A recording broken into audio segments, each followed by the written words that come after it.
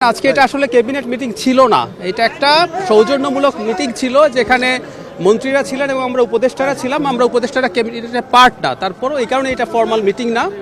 তারপরে উনি যেটা বলেছেন, প্রধানমন্ত্রী আমাদেরকে এই বেসিক কয়েকটা কথা মূলত ক্যাবিনেটকে বলেছেন, সেটা হচ্ছে তারা যেন এই সরকারের কাছে জনগণ যে প্রত্যাশা করে একটা ট্রান্সপারেন্ট এবং একটা এফেক্টিভ সরকার, সেটা নিয়ে তিনি খুব সিরিয়াসলি সবাইকে স্মরণ করিয়ে দিয়েছেন। এর বাইরে খুব ইমিডিয়েটলি যে রমজান আসছে সামনে, রমজানে যেসব চ্যালেঞ্জগুলো আসতে পারে, দ্রব্যমূল্য, বিদ্যুৎ, বাড়ি ফিরে যাওয়া, এসব নিয়ে যেসব সংকট সাধারণত তৈরি হয়, সেগুলো যেন ঠিকঠাক মতো ফেস করা যায় সেগুলো।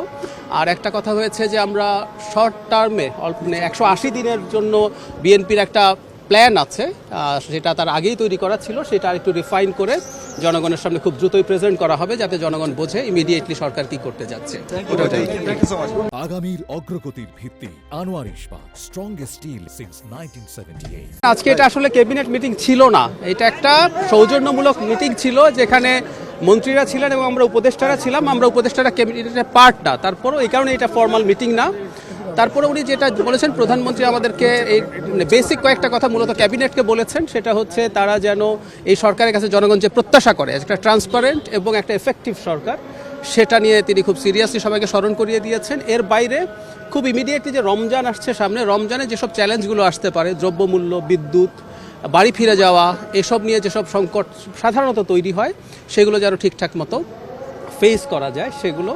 আর একটা কথা হয়েছে যে আমরা শর্ট টার্মে 180 দিনের জন্য বিএনপির একটা প্ল্যান আছে, সেটা তার আগেই তৈরি করা ছিল, সেটা আরেকটু রিফাইন করে জনগণের সামনে খুব দ্রুতই প্রেজেন্ট করা হবে, যাতে জনগণ বোঝে ইমিডিয়েটলি সরকার কি করতে যাচ্ছে।